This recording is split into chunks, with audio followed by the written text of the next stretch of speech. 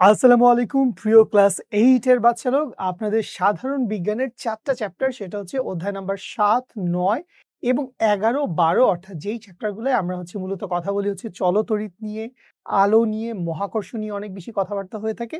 So এই চ্যাপ্টারগুলোকে আমরা বলতে পারি এই চ্যাপ্টারগুলো হচ্ছে আমাদের ফিজিক্স রিলেটেড চ্যাপ্টার। তো এই চ্যাপ্টারগুলো থেকে আমাদের বার্ষিক পরীক্ষার ঠিক আগ মুহূর্তে আমরা বেশ কিছু এমসিকিউ সলভ করব, যেই এমসিকিউ গুলো আমাদের বার্ষিক পরীক্ষায় আসার মতো। ইভেন আমাদের সামনে হয়তো আমরা অনেকেই বৃত্তি পরীক্ষা দেওয়ার জন্য চিন্তা করছি বা চেষ্টা করব, একটা মাইন্ডসেট আছে। সো এই বৃত্তি পরীক্ষার জন্য বলি, বার্ষিক পরীক্ষার জন্য বলি, এই ক্লাসটা আমাদের সবার জন্য অনেক বেশি ইফেক্টিভ হবে। সো এই ক্লাসটা আরো বেশি ইফেক্টিভ করার একটাই উপায় আছে, সেটা হচ্ছে তোমার অবশ্যই এই 4টা চ্যাপ্টারের বেসিক পড়াশোনাগুলো করা থাকতে হবে, কারণ আমরা পুরো চ্যাপ্টার থেকে এমসিকিউ সলভ করব। সো যেহেতু পুরো চ্যাপ্টার থেকে এমসিকিউ সলভ করব, তোমার যদি চ্যাপ্টারের প্রতিটা টপিক, কথাবার্তা, আহ, মহাকর্ষ সূত্রে কি বলা হয়েছে বা আলোর প্রতিসরণ কেন হচ্ছে, প্রতিফলন কেন হচ্ছে, সো এই বেসিক জিনিসপত্রগুলো না জানা থাকলে আমরা সবগুলো এমসিকিউ ঠিকঠাক মতো করতে পারবো না। সো আমি তোমাদের সবাইকে সাজেস্ট করব আমাদের একাডেমিক প্রোগ্রামের ক্লাসগুলো দেখে এসে পুরো চ্যাপ্টারের উপরে একটা ভালো প্রিপারেশন নিয়ে তোমরা এই ক্লাসটা করো। এবং এই ক্লাসটা করা শেষ হইলে তোমরা শিখো অ্যাপে চলে যাবা। অ্যাপে চলে গেলে তোমরা এই প্রত্যেকটা চ্যাপ্টারের উপরে তোমরা ফ্রিতে পরীক্ষা দিতে পারবা। মানে এরকম হইতে পারে তুমি ভাই ইউটিউবে ক্লাসটা দেখছো, তুমি শিখর কোনো পেইড কোর্সের এনরোল করা স্টুডেন্ট না। হ্যাঁ, তারপরে তুমি শিখর অ্যাপে চলে গেলে জাস্ট রেজিস্ট্রেশনটা করে তুমি একটা এমসিকিউ টেস্ট দিতে পারবা। 20টা এমসিকিউ তুমি পার্টিকুলার একটা চ্যাপ্টারের উপর সলভ করতে পারবা, 4টা চ্যাপ্টার মিলায় করতে পারবা, যেটা তোমার করতে ইচ্ছা হয় সেটা তুমি করবা। So as much as possible Shikhor YouTube channel এবং অ্যাপটাকে নিজেদের পড়াশোনার কাজে অনেক অনেক বেশি ইউটিলাইজ করেন।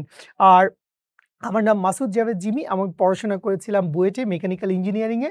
9, 10, 11, 12-এ মোস্টলি আমি ফিজিক্স পড়াই। আর আপনাদের সাথে 6, 7, 8 এর সাধারণ বিজ্ঞানের যেই চ্যাপ্টারগুলো একটু ফিজিক্স রিলেটেড, সেই ক্লাসগুলোতে আমার সাথে দেখা হয়। সো চলেন আমরা আমাদের জার্নি শুরু করে ফেলি। বিসমিল্লাহির রহমানির রহিম। আমরা শুরু করছি পৃথিবী ও মহাকর্ষ দিয়ে। সো নিউটনের মহাকর্ষ সূত্র একদম ওতপ্রোতভাবে জড়িত, এবং 9, 10 যদি আপনারা সায়েন্স নিয়ে পড়াশোনা করেন, ফিজিক্স, কেমিস্ট্রি, ম্যাথ আসবে। এই মহাকর্ষ সূত্রের অনেক অনেক বেশি পড়াশোনা আপনারা 9, 10 গেলে করবেন। সো নিউটনের মহাকর্ষ সূত্র কোনটি? Gm1m2 divided by R square. So এইখানে উপরেরটা আসলে দেওয়াটা একটু আমি বলবো কনফিউজিং হয়ে যায়। মানে উপরেরটাকেও আমি আসলে কেন নিউটনের মহাকর্ষ সূত্র বলতে পারছি না, যে উপরেরটা আসলে কেন নয়, এটা নিয়ে আমার একটা কোয়েশ্চেন থাকতে পারে। যদিও নিচেরটাই আসলে সূত্র, যে F ইকুয়ালস টু কি? F ইকুয়ালস টু হচ্ছে Gm1m2 divided by D square. So উপরেরটাও হয়, যে আপনি বললেন M1 যদি আমার ক্যাপিটাল M হয়, M2 যদি আমার স্মল m হয়, তাহলে উপরেরটাও কিন্তু হয়, বাট আমরা Gm1m2 বাই ডি স্কোয়ার এটাই বলবো। ওকে, সামনে চলে যাই। কি বলছে? দুইটি বস্তুর মধ্যবর্তী দূরত্ব বৃদ্ধির সাথে সাথে মহাকর্ষ বলের কিরূপ পরিবর্তন হবে? তো আমরা সূত্র থেকে অ্যাকচুয়ালি কি দেখতে পাই? আমরা সূত্র দেখতে পাই যে F ইজ প্রপোর্শনাল হচ্ছে M1 M2। সো সমানুপাতিক, এটা মানে কি? এটা মানে হচ্ছে সম অনুপাতিক। সো M1 যদি বাড়ে বা M2 যদি বাড়ে বা দুইটাই যদি বাড়ে, তখন F বৃদ্ধি পাবে। এবং F is inversely proportional with D square, মধ্যবর্তী দূরত্বের বর্গের ব্যস্তানুপাতিক। এই 1 ডিভাইডেড বাই সামথিং এভাবে লেখা মানে কি? এটা মানে হচ্ছে ব্যস্তানুপাতিক। সো ব্যস্তানুপাতিক মানে কি? বিপরীত অনুপাতে হ্রাস বৃদ্ধি হবে। একজন যদি বৃদ্ধি পায়, আরেকজন তখন হ্রাস পাবে। এইটার ক্ষেত্রে ব্যাপারটা এরকম। সো মধ্যবর্তী দূরত্ব বৃদ্ধির সাথে সাথে, সো এই যে মধ্যবর্তী দূরত্ব আছে, এইটা বৃদ্ধির সাথে সাথে ব্যস্তানুপাতিক যেহেতু, তাহলে বলটা কি হবে? বলটা হচ্ছে হ্রাস ঘটবে। বর্গের ব্যস্তানুপাতে হ্রাস ঘটে। একদম এক্সাক্টটা দেওয়া আছে, কি ঘটবে? বর্গের ব্যস্তানুপাতে এই বলের মানের পরিবর্তন ঘটবে, হ্রাস ঘটবে। আচ্ছা, নির্দিষ্ট ভরের দুটি বস্তুর মধ্যকার দূরত্ব অর্ধেক করা হলে, সো দূরত্ব অর্ধেক করা হলে তুমি খেয়াল করো, F is inversely proportional with D square. তাহলে দূরত্বটা কি বলছে? দূরত্বটা বলছে তুমি কি করছো? দূরত্বটা তুমি অর্ধেক করছো। তার মানে তুমি এই জায়গায় কি বসাইছো? এই জায়গায় তুমি বসাইছো 1/d/2 টোটালটার উপরে স্কোয়ার। তাহলে এইখান থেকে কি আসে? এইখান থেকে আসে হচ্ছে 1 divided by D square divided by 4। তো এই ভগ্নাংশের নিচের 4 কই চলে যাবে? উপরে। দ্যাট মিনস এটা কি আসবে? এটা আসবে হচ্ছে 4 ডিভাইডেড বাই ডি স্কোয়ার। তার মানে বলের মান কি হবে? বল বেসিক্যালি 4 গুণ হবে। ফোর্সটা কি হয়ে যাবে? ফোর্সটা হচ্ছে 4 গুণ হবে। এটা এরকম করা লাগে না, বাট আমরা করে নিলাম আরকি, যে দূরত্ব যদি আমি কি করি? দূরত্ব যদি আমি অর্ধেক করি। দেখো ফার্স্ট কথা কি? ফার্স্ট কথা হচ্ছে এদের মধ্যে মাত্রই আমরা বলে আসছি এদের মধ্যে বিপরীত অনুপাতিক সম্পর্ক, ব্যস্তানুপাতিক। একজন বৃদ্ধি পাইলে আরেকজন কমবে। একজন কমলে আরেকজন বৃদ্ধি পাবে। তো যেহেতু এটার অর্ধেক করছি ওইটা বাড়বে। এখন কতর ব্যস্তানুপাতিক? বর্গের ব্যস্তানুপাতিক। তাহলে কতদূর করছি? অর্ধেক। তাহলে এটার বর্গ কত? 1/4। এটার ব্যস্তানুপাত কত? 4। তার মানে কি হবে? সিম্পলি আমরা বলে দিতে পারি বল 4 গুণ হবে। কিভাবে করছি আমি আবারও বলতেছি। দূরত্ব কি করছি? অর্ধেক। তো এখন সম্পর্ক কি? সম্পর্ক হচ্ছে বর্গের ডি স্কোয়ারের ব্যস্তানুপাতিক। সো ডি স্কোয়ার কতদূর করছে? অর্ধেক। তাহলে 1/2 এর স্কোয়ার 1/4 এইটার ব্যস্তানুপাতিক। তাহলে এটার উল্টায় দাও। তাহলে 1/4 উল্টায় গেলে আসবে শুধু 4। তাহলে বল কি হবে? বল হচ্ছে 4 গুণ হবে। তাহলে মধ্যকার আকর্ষণ বল কত গুণ হবে? মধ্যকার আকর্ষণ বল 4 গুণ হবে। নিশ্চয়ই বুঝতে পেরেছি আমরা। ওকে, কি বলছে? ভরের গুণফল 4 গুণ এবং দূরত্ব দ্বিগুণ করলে মহাকর্ষ বল কি হবে? 1 সেকেন্ড চিন্তা করেন। ভরের গুণফল 4 গুণ করছি, তাইলে দূরত্ব দ্বিগুণ করছি, তাইলে এইটা সমান থাকবে। এইটা কি হবে? এইটা সমান থাকবে। কেমনে বুঝছি সমান থাকবে? কারণ এইখানে খেয়াল করো, F is proportional to M1 M2। তো এই M1 M2 রে তুমি কি বলছে? M1 M2 রে বলছে যে এইটারে তুমি 4 দিয়ে গুণ করছো আর দূরত্ব কি করছো? দ্বিগুণ। তার মানে F is proportional 1 divided by D। তো এখন ডিটারে তুমি কি করছো? ডিটারে তুমি করছো হচ্ছে দ্বিগুণ।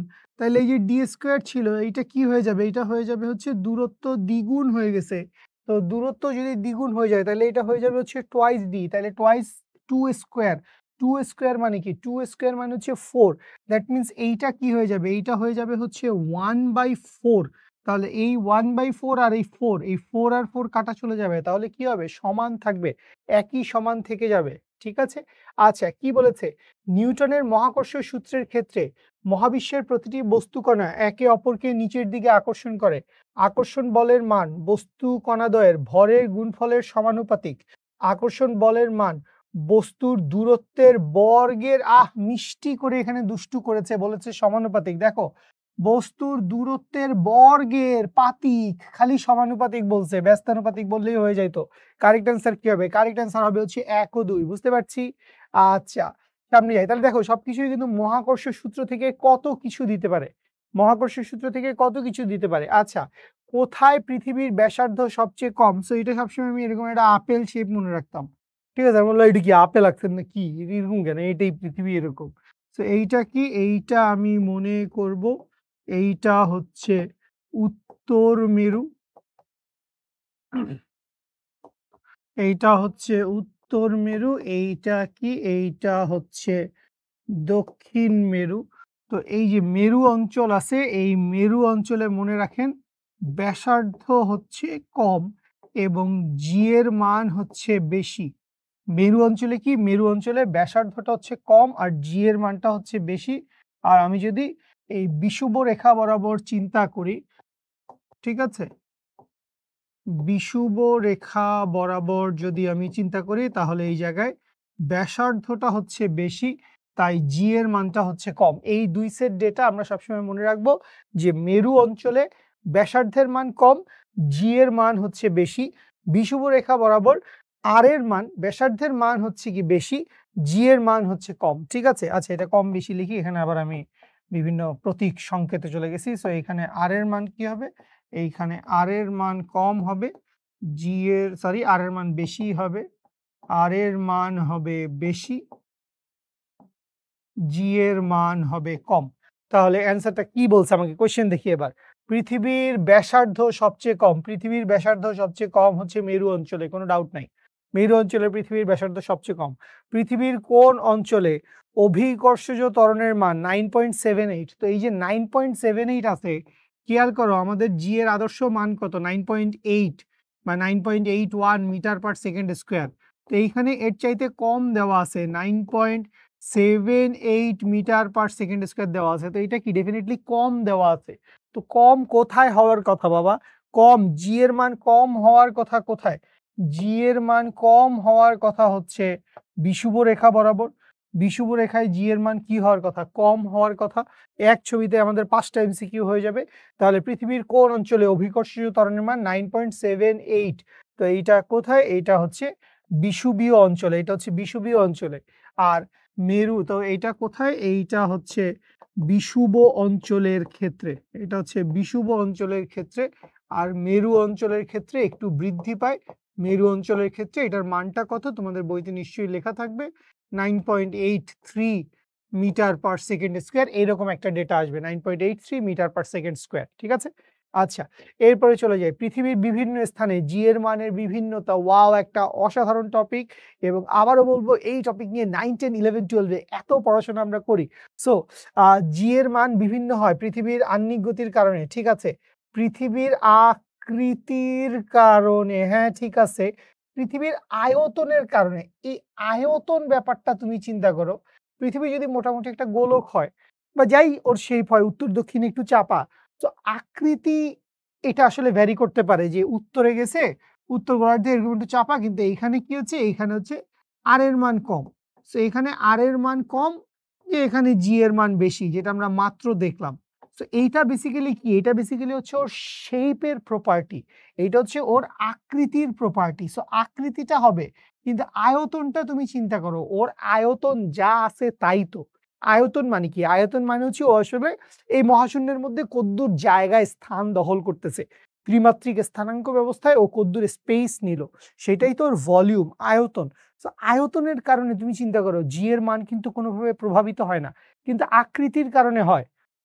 আকৃতির কারণে হয়। এটা এইচএসসি তে উঠলে ইনশাল্লাহ পড়বেন, এসএসসি তেও কিছু কিছু পড়বেন। মনে করেন কথার কথা যে এইখানে যদি একটা ভর থাকে, এখন এই ভর এই কোণার বস্তুটাকে যতটুকু আকর্ষণ করবে, এইখানের একটা বস্তুকে তার চাইতে ভিন্নভাবে আকর্ষণ করবে। যে এখানে একটা 1 নাম্বার পয়েন্টে একটা বস্তু রাখলাম, সেই এক বস্তুটাকে আবার 2 নাম্বার পয়েন্টে রাখলাম, আর মাঝে একটা বস্তু আছে। সো আকৃতির কারণে পরিবর্তন হচ্ছে। একটা দেখো এই অল্প লম্ব দূরত্ব, তাহলে এখানে দূরত্ব কম, এখানে আকর্ষণ বল বেশি হবে। কিন্তু এখানে দূরত্ব কি হয়ে গেছে? বেশি হয়ে গেছে, এখানে আকর্ষণ বল কমে যাবে। ঠিক আছে? সো এটা জাস্ট আমি পরিমাণের কথা বলতেছি। এরপরে গেলে আরো অনেক কথাবার্তা আছে। সো এগুলো আমরা দেখবো আস্তে, আস্তে ইনশাল্লাহ। তো আশা করি আপাতত এটা বুঝতেছেন যে আমাদের কি লাগবে না, আমাদের হচ্ছে এইটার আ আয়তনের সাথে কোনো সম্পর্ক নাই। আকৃতির উপর ডিপেন্ড করে, আয়তনের সাথে কোনো সম্পর্ক নাই। ১ আর ২ হচ্ছে আমার কারেক্ট উত্তর। ঠিক আছে? আচ্ছা, এরপরে কি বলছে? একটি বস্তুর ভর 4.2 কেজি, এম এর মান দেওয়া আছে। বস্তুটিকে 25 মিটার উপর হতে ছেড়ে দেওয়া হলো। খুব ভালো কথা, ধরে নিলাম এইচ দেওয়া আছে। বস্তুটির উপর পৃথিবীর আকর্ষণ বল কত? তো বস্তুটার উপর পৃথিবীর আকর্ষণ বল আসলে ওর mg এর সমান। যে বস্তুর উপর পৃথিবীর আকর্ষণ বল এইটা বেসিক্যালি ওর mg এর সমান। W = mg। সো এখানে h এর কাজ কি আমি বুঝতেছি না। তাইলে m এর মান কত? ছিনিমিনি করে দিছে আরকি। 4.2 × 9.8 নিউটন। দ্যাট মিনস এইটা 42 থেকে একটু কম আসবে, 41 পয়েন্ট সামথিং, 41.16 মেবি। মনে হচ্ছে প্রথমটা অ্যান্সার। একটু দেখি। 4.2 × 9.8 করলে আসে হচ্ছে 41.16, 41.16 নিউটন। 41.16 নিউটন, এই হচ্ছে অ্যান্সার। ছোট একটা ম্যাথ আমরা পেয়ে গেলাম। তো আমরা সবসময় কি মনে রাখবো? কোনো একটা বস্তুকে পৃথিবী একটা নির্দিষ্ট বল দ্বারা আকর্ষণ করছে। এখন এটা চিন্তা করলে তোমার মনে হইতে পারে, ভাই আমার ওই যে আকর্ষণ বল F = gm1m2/d², এটা লাগাইতে হবে। তো ওইটা ব্যবহার করলেও আপনি একই অ্যান্সার পাবেন। বাট এইটার সহজ অ্যান্সারটা হচ্ছে পৃথিবী আমাকে আসলে আমার ওজনের বল দ্বারা টানতেছে। আমি যে ওজনটা ফিল করতেছি, এইটা আসলে পৃথিবী আমাকে যেইটুকু ফোর্সে টানতেছে সেইটাই। পৃথিবী টান দেওয়া ছাড়ে দিলে আমি আসলে বাতাসে ভেসে বেড়াইতে পারতাম সুপারম্যানের মতো। ঠিক আছে? আমি ঘুরে বেড়াইতে পারতাম পুরো পৃথিবী জুড়ে। আপনারাও পারতেন। ঠিক আছে? আচ্ছা, এরপরে দেখি কোন যন্ত্রের সাহায্যে বস্তুর ওজন পরিমাপ করা হয়। এই আরেকটা জিনিস, আপনি মনে করেন বাজারে গেলেন, ফল ফ্রুট কিনবেন, ঠিক আছে? আপনি মনে করেন নাশপাতি কিনলেন, কমলা কিনলেন, সবুজ আপেল কিনলেন। আপনি বললেন যে, "এই ফলগুলা একটু ওজন করে দাও তো কত হইছে?" সো দোকানদার বেসিক্যালি আপনাকে ওজন করে দিচ্ছে না, দোকানদার আপনাকে ভর বের করে দিচ্ছে। এই আরেকটা জিনিস আমরা ফিজিক্স যত বেশি ডিপলি পড়বো, বা আপনারা অলরেডি পড়ছেন।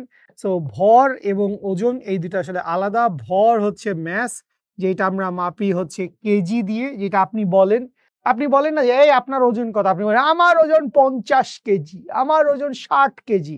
আরে ওজন ৫০ কেজি হয় না, ওজন ৪৫ কেজি হয় না, এটা ভর। তোমার ভর হচ্ছে ৫০ কেজি। ঠিক আছে? আর তুমি যেটা ওজন মাপতে চাচ্ছ, ওইটা স্প্রিং নিক্তিতে মাপতে হবে। সো কিসের সাহায্যে মাপা যায়? মাপা যায় হচ্ছে স্প্রিং নিক্তির সাহায্যে। আর আমরা ওজন কি দিয়ে মাপি? ওজন মাপি হচ্ছে স্প্রিং নিক্তি দিয়ে।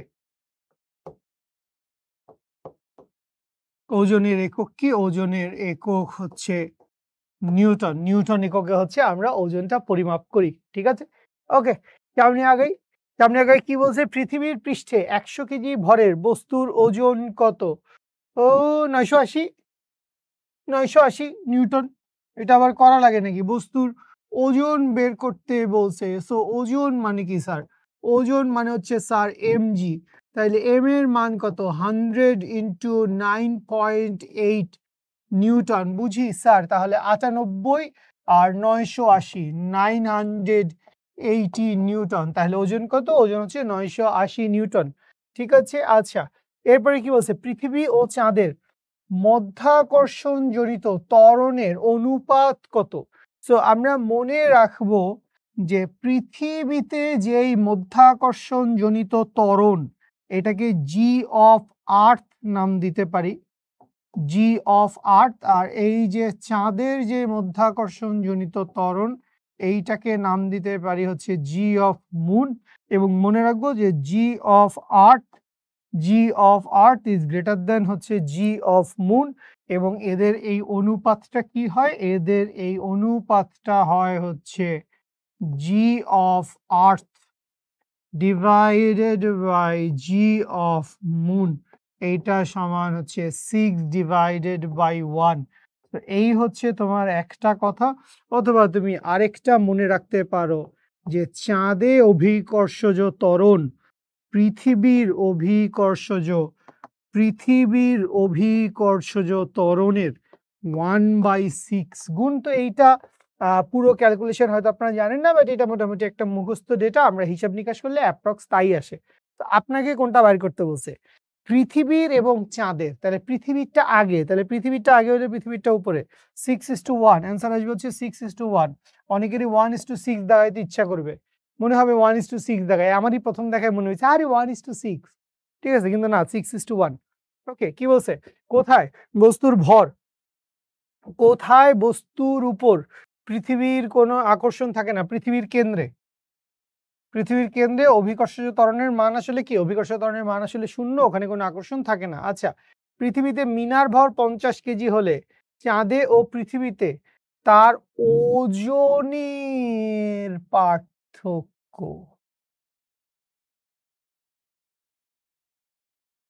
ওজনের পার্থক্য বের করতে বলছে। আচ্ছা, তো এইটা তো আসলে খুব সহজ। আমরা কি বলতে পারবো? আমরা বলতে পারবো G at moon is equals to হচ্ছে G at earth divided by হচ্ছে 6। তো এইভাবে রাখলেই আমাদের আসলে অনেক কিছু হয়ে যায়। কারণ আমরা কি বলতে পারি যে পৃথিবীতে মিনার ওজন কত? ডব্লিউ অ্যাট আর্থ হচ্ছে M into G at earth. এবং চাঁদে ওর ওজন কত? চাঁদে ওর ওজন হচ্ছে M into G at moon. তাহলে আমরা কি বাইর করতে চাই? আমরা হচ্ছে এই দুইটার পার্থক্য বাইর করতে চাই। সো পার্থক্য যদি বাইর করি, সুতরাং ডেল্টা ডব্লিউ, এই যে চিহ্নটা বা প্রতীকটা, এটা যারা সায়েন্সে পড়বেন সামনে গেলে অনেকবার দেখবেন। এইটাকে আমরা বলি হচ্ছে ডেল্টা, বা ডেল্টা। এটা দিয়ে সচরাচর কি বুঝায়? এটা দিয়ে সচরাচর হচ্ছে পার্থক্য বুঝায়। দুইটা রাশির পার্থক্যের ক্ষেত্রে আমরা এরকম ডেল্টা নিয়ে আসি। এই যে ডেল্টা ডব্লিউ, তার মানে কি ডব্লিউর পার্থক্য। ডব্লিউটা কি? ডব্লিউটা হচ্ছে ওজন বা ওয়েট। তাহলে এই ডেল্টা ডব্লিউ সমান কি লিখতে পারবো? ডেল্টা ডব্লিউ সমান লিখতে পারবো M of G earth minus M of G moon. তাহলে এইখান থেকে এম কমন নিব, জি এট আর্থ মাইনাস জি এট মুন। তাইলে এখান থেকে এম কমন নিব, জি এট আর্থ মাইনাস জি এট মুন। এই যে ভ্যালুটা রাশিটা দেখতে পাচ্ছি জি এট মুন, তো এই যে জি এট মুন সমান কত? জি এট আর্থ ডিভাইডেড বাই 6। তাহলে এটা বসাই, তাহলে এইখানে এটা বসাই, তাহলে যদি বসাই তাহলে কি হবে? জি এট আর্থ ডিভাইডেড বাই হচ্ছে 6। তাহলে এইখান থেকে কি আসবে? এম ইন্টু লসাগু করলে কি আসবে? 6 থেকে কত বিয়োগ যাবে? 1, তাহলে কি থাকবে? 5। তাহলে M into 5 into G of earth divided by 6। That means এইখান থেকে কি আসবে? এইখান থেকে এখানেই শেষ করি, তাহলে এখান থেকে আসবে এম ইন্টু 5 ইন্টু জি এট আর্থ কত? 9.8 ডিভাইডেড বাই 6। এম এর মান বসাও নাই কেন? এম এর মান হচ্ছে 50। তাহলে 50 into 5 into 9.8, 50 into 5 into 9.8 divided by 6 করলে আসবে হচ্ছে 408.33 আসছে আমার। 408.33 এসেছে আমার। সো আই বিলিভ আমি হইলে পরীক্ষায় এইটাই অ্যান্সার দাগাইতাম। সো আমার অ্যান্সার আসছে 408.33 নিউটন। বুঝতে পেরেছেন? আর আপনারা চাইলে এখানে আমি সবকিছু আসলে মান বসাই নাই বলে অনেক বড় ক্যালকুলেশন হিজিবিজি লাগতেছে। আপনি যদি মনে করেন যে আর এটা তো অনেক সহজে হয়, যে এখান থেকে তুমি এখানে কত বসায় দাও না, জি এট আর্থ বসায় দাও কত? 9.8। তাহলে এখান থেকে জি অফ মুনের মান বের হয়ে যাচ্ছে। তাহলে এখানে বাকি সবকিছুরই মান তুমি জানো, তো এটাও আরো ইজিলি হয়ে যাবে। বাট অ্যান্সার 408ই আসবে, তুমি যেভাবেই করো অ্যান্সার 408 আসবে। ঠিক আছে? আচ্ছা, ওকে। তো আমরা মেলাগুলা প্রবলেম সলভ করলাম। দেখো আমাদের এই মহাকর্ষ বল রিলেটেড এই চ্যাপ্টারটা থেকে। তো এই চ্যাপ্টারটা মেইনলি হচ্ছে নিউটনের মহাকর্ষ সূত্রের উপর বেস করা, ওজনের উপর বেস করা, এই টপিকগুলাই ঘুরে ফিরে আসে অভিকর্ষজ ত্বরণ, মহাকর্ষ বল। এবং আপনি যখন 9, 10 উঠবেন, 11, 12 এ উঠবেন, যখন সায়েন্স পড়বেন, তখনও আপনি দেখবেন কি জানেন? মানে এই টপিকগুলার কথাই আরো ইলাবোরেটলি, আরো বড়ভাবে, আরো বিস্তারিত অনেক কিছু বলা আছে, বা টপিক এগুলাই। আচ্ছা, ভর ও ওজনের সম্পর্ক হলো সম্পূর্ণ পৃথক দুটি রাশি। হ্যাঁ, বলা যায়। স্প্রিং নীতির সাহায্যে বস্তুর ভর ও ওজন পরিমাপ করা যায় না বোধহয়। আচ্ছা, ভরের একক কেজি এবং ওজনের একক নিউটন। 1 ও 3 আমার মনে হচ্ছে কারেক্ট উত্তর। ঠিক আছে, স্প্রিং নীতির সাহায্যে বস্তুর ভর ও ওজন তো পরিমাপ করা যায় না। আচ্ছা, বিষুবীয় অঞ্চল থেকে মেরু অঞ্চলের দিকে যত যাওয়া হয়, বিষুবীয় অঞ্চল, তাইলে এখানে আর এর মান ম্যাক্সিমাম, তাইলে জি এর মান মিনিমাম।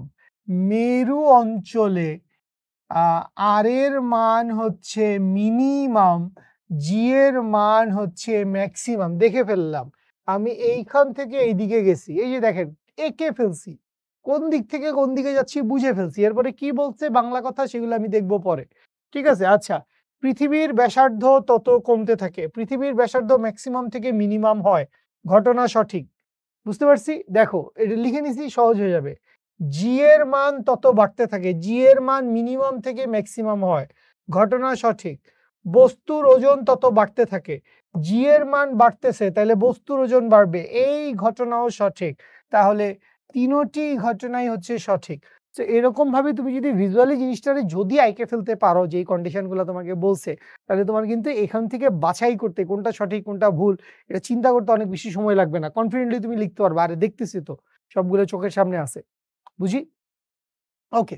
আচ্ছা, লিফট দিয়ে যত উপরে ওঠা যায়, লিফট দিয়ে উপরে ওঠার ক্ষেত্রে তো মনে রাখেন, এই যদি একটা লিফট হয়, এই লিফট যদি একটা রশির টানে উপরের দিকে ওঠে, সো উপরের দিকে ওঠার সময় ওর কার্যকরী ত্বরণ জি ইফেক্টিভ কত আসে? জি ইফেক্টিভ আসে হচ্ছে জি প্লাস এ, এবং ওয়েট ইফেক্টিভ অনুভূত ওজন কত মনে হয়? অনুভূত ওজন মনে হয় m into g plus a। এইটা কোন ক্ষেত্রে? এটা হচ্ছে a ত্বরণে উপরে উঠলে। a ত্বরণে উপরে উঠলে কি হয় বেসিক্যালি? উপরে উঠলে ওজন বেশি মনে হয়। আপনি যখন আ এটা এখন আপনি বলতে পারেন যে, "ভাই আমি তো লিফটে উঠছি অনেকবার। আমি এটা ফিল করি নাই কেন?" এটা আপনি ফিল করেন নাই কেন জানেন? কারণ আপনি একটু চিন্তা করে দেখেন, আপনি লিফটে মোটামুটি যতটুকু দূরত্বে অতিক্রম করছেন সেগুলো সবগুলা ৫ তলা ১০ তলা। ৫-১০ তলার বেশি আপনি আসলে খুব বেশি উঠেন নাই, বা ৫০-৬০ তলা ধরে আপনি আসলে উঠেন নাই। সেরকম বিল্ডিংই বাংলাদেশে রেয়ার। তো ঐরকম এত হিউজ রেঞ্জের ৫০ তলা, ধরো তুমি ৫০ তলা বা ১০০ তলা উঠতেছো। তো ৫০ তলা যখন তুমি উঠবা বা ১০-২০ তলাও যদি তুমি উঠো, সো তখন এক্সিলারেশন পার্টটা বেশি থাকবে। তো এই যে বললাম ওজন বেশি অনুভূত হয়, ব্যাপারটা কি জানো? যে ধরো তুমি কথা তুমি ১০ তলা বিল্ডিং এ উঠলা। তোমার এই ১০ তলার প্রতি মুহূর্তে ওজন বেশি অনুভূত হবে, বেশি লাগবে। ব্যাপারটা এরকম না। ব্যাপারটা হচ্ছে যতক্ষণ ত্বরণ থাকবে, ওই লিফট যতক্ষণ ত্বরণে গতিশীল থাকবে, ততক্ষণই খালি আমি একটা এক্সট্রা ফোর্স, একটা এক্সট্রা ওয়েট আমি অনুভব করব, নিচের দিকে একটা টান খাবো। কিন্তু লিফট আসলে এই এক্সিলারেশন এ চলে খুব অল্প সময়। লাইক আমাদের শিখো অফিস হচ্ছে ধরো ৫ তলা অফিস। তো ৫ তলা থেকে আমি যখন লিফটে উঠি, লিফটে যখন আমি সুইচ চাপি, তখন হয়তো সে শুরুর ১-১.৫ সেকেন্ড সে হয়তো এক্সিলারেট করে, ত্বরণে থাকে, গতিটা বাড়ায়। ০ থেকে একটা সার্টেন ভেলোসিটি তে পৌঁছায়। এরপরে সে কি করে? এরপরে সে সমবেগেই উঠতে থাকে। সো যতক্ষণ লিফট সমবেগে উঠবে বা লিফট সমবেগে নামবে, ততক্ষণ আমি তুমি আমাদের যা অ্যাকচুয়াল ওয়েট সেটাই ফিল করব। কিন্তু শুরুর একটু মোমেন্টে যখনই আপনি লিফটের সুইচ চাপ দিছেন উপরে যাওয়ার জন্য, তখন শুরুর একটু মোমেন্টে লিফট আসলে উপরের দিকে একটা ত্বরণ ক্রিয়েট করে। শুধু ওইটুকু ত্বরণের জন্য আমি বেশি ওয়েট অনুভব করি। এবং সেইম কথা হচ্ছে লিফট যখন কি করে বাবা? লিফট যখন হচ্ছে নিচে নামতে থাকে, এই লিফট যখন নিচে নামতে থাকে, তো লিফট যদি এ ত্বরণে নিচের দিকে নামে, তখন ঘটনা কি হয়? তখন আমার জি ইফেক্টিভ এক্সিলারেশনটা কত হয়? ইফেক্টিভ এক্সিলারেশনটা হয় জি মাইনাস এ, এবং আমার ইফেক্টিভ ওজন কি মনে হয়? ইফেক্টিভ ওজন মনে হয় হচ্ছে এম ইনটু জি মাইনাস এ। তো যখন আমরা নিচে নামি তখন আমরা কি ওজন কম অনুভব করি। নিচের দিকে নামলে ওজন কম অনুভব হয়। এখন যতক্ষণ নিচে নামতেছি প্রতি মুহূর্তে কম অনুভব হয়? না। যতক্ষণ লিফট নিচের দিকে ত্বরণ ক্রিয়েট করছে, ততক্ষণ শুধু আমার ওজনটা কম অনুভব হবে। এরপরে ও আবার সমবেগে নামতেছে। তো আমি আবার কমন ওয়েট ফিল করব। এবং এখান থেকে খুব মজার একটা ইনফরমেশন, যারা পড়াশোনা করছি অবশ্যই জানি। সেইটা কি স্যার? সেইটা হচ্ছে কোন লিফট যদি জি ত্বরণে নিচে নামে,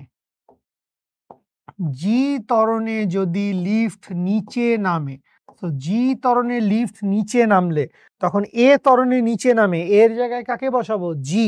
তাইলে জি মাইনাস জি কি হয়ে যাবে? 0। তাহলে তখন জি ইফেক্টিভের মান কি আসবে? জি ইফেক্টিভের মান আসবে 0, এবং ডব্লিউ ইফেক্টিভের মান কি হয়ে যাবে? ডব্লিউ ইফেক্টিভের মানও হয়ে যাবে হচ্ছে 0। তার মানে ব্যাপারটা কি? ব্যাপারটা হচ্ছে যে আপনি ওজনহীন অনুভব করবেন। মানে আল্লাহ না করুক যদি কখনো একটা লিফট ছিঁড়ে যায়, বা এইটার সবচাইতে ভালো এক্সাম্পল আপনি দেখবেন 'ইনসেপশন' মুভিতে। 'ইনসেপশন' মুভির শেষের দিকে একটা সিন আছে যেখানে অনেক ক্যারেক্টার ওরা ঘুমাচ্ছে। তো ওদেরকে লিফটে ওদের বডিটা নিয়ে লিফটে ওদেরকে একটা ঝাঁকি দেয়া হবে ওদের ঘুম ভাঙানোর জন্য। তো ওই সময় দেখানো হয় যে মানে ফ্রি ফল হচ্ছে। দড়ি ছিঁড়ে গেছে বা একটা ব্লাস্ট করা হইছে এক্সপ্লোসিভ দিয়ে। সো এরপরে বডিগুলো সব ভেসে উঠছে উপরে। কেন ভেসে উঠছে? ভেসে উঠছে জাস্ট বিকজ কোনো ওয়েট কাজ করতেছে না। সো এই উপরে উঠছে, আবার যখন ফ্লোরে গিয়ে ধাক্কা খাইছে তখন সবগুলা বডি নিচে ধীরিপ করে পড়ছে। তো এটা খুব নরমাল ফেনোমেনা, বা এটা ম্যাথ দিয়ে তো প্রমাণ করেই দিচ্ছি। তো এটা আপনারা বিশ্বাস করতে পারেন। এত দুর্ঘটনাজনিত এক্সপেরিয়েন্স করার দরকার নাই। যে লিফট যদি জি ত্বরণে নামে, তখন আমার উপর কোনো এক্সিলারেশন কাজ করবে না। আমি তখন বাতাসে ভেসে থাকবো। আমার কোনো ওয়েট কাজ করবে না। ঠিক আছে? তাহলে দেখেন লিফটের যাবতীয় সকল কথা ক্লিয়ার করে দিলাম। আসেন আমরা কোয়েশ্চেন পড়ি। কি বলছে? বলছে লিফট দিয়ে উপরে উঠার সময় কোনটি ঘটে? এটা ঘটে ভাই। m * g + a। বলে দিয়েই চলে যেতে পারতাম, কিন্তু সবগুলো টপিক ক্লিয়ার করে দিলাম। আশা করি বুঝতে পেরেছেন। ওকে। আচ্ছা, তাহলে দেখেন আমরা তো এই চ্যাপ্টার থেকে মেলাগুলা প্রবলেম সলভ করেছি। এরপরে আমরা একটু বর্তনীয় জলবিদ্যুতের দিকে তাকাই। এইটাও আমাদের বেশ ইম্পোর্টেন্ট চ্যাপ্টার এবং বর্তনী নিয়ে আমরা এর আগেও প্রিভিয়াস ক্লাসে 6 এ বা 7 এ কিছু একটু পড়াশোনা করছি এবং 9, 10, 11, 12 এ আবারও বারবার একই কথা। সায়েন্স পড়লে, ফিজিক্স পড়লে অনেক বেশি কিছু পড়বেন। তো এই বর্তনীয় জলবিদ্যুতের জাস্ট স্টার্টিংটা আমরা দেখছি। এবিসিডি, যে এখানে বিভব পার্থক্যের কথা আছে, তড়িৎ প্রবাহের কথা আছে, রোধের কথাবার্তা আছে। সো এই কথাগুলোই আমরা আরেকটু ঝালাই করব এবং এখান থেকে কিছু এমসিকিউ সলভ করব। চলেন শুরু করি। কি বলেছে?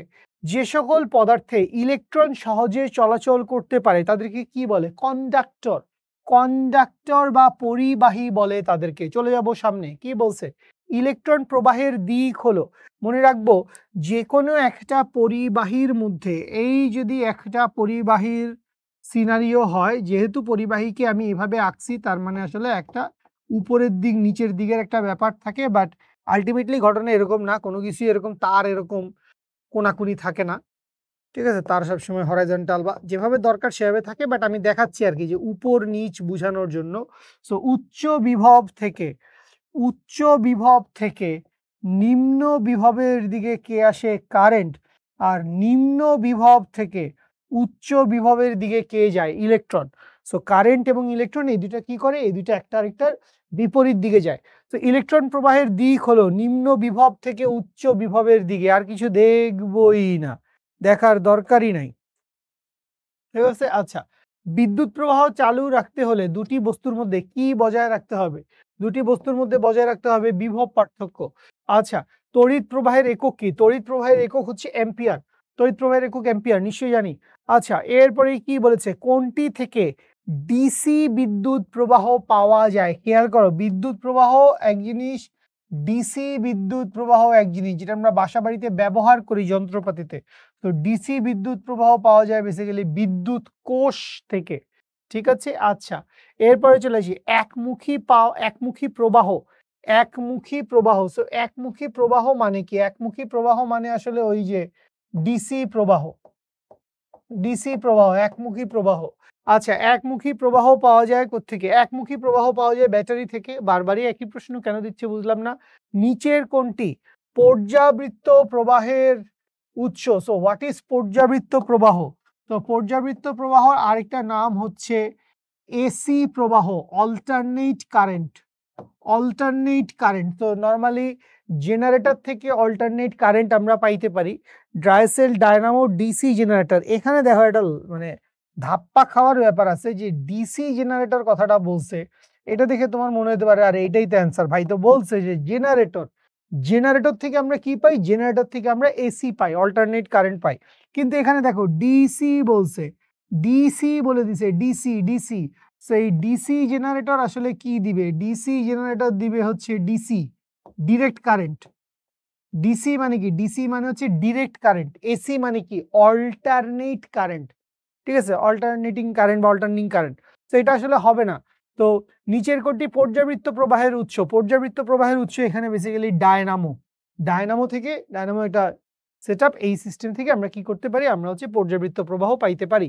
আচ্ছা, বাংলাদেশে পর্যাবৃত্ত প্রবাহ প্রতি সেকেন্ডে কতবার দিক পরিবর্তন করে? আধ্যাত্মিক একটি মুখস্থ বিদ্যা। 50-60 বার হবে। 50 বার। আচ্ছা, 60 বার না, দুঃখিত। আচ্ছা, এরপরে কি বলছে? একমুখী তড়িৎ হলো, একমুখী তড়িৎ, আবারও একমুখী তড়িতের কথা বলছে। একমুখী মানে কি? ডিসি। পর্যায়ক্রমিকভাবে দিক পরিবর্তন হয় না। দিক পরিবর্তন হয় না, ঘটনা সঠিক। তড়িৎ কোষ থেকে পাওয়া যায়, ঘটনা সঠিক। 2 ও 3 সঠিক উত্তর।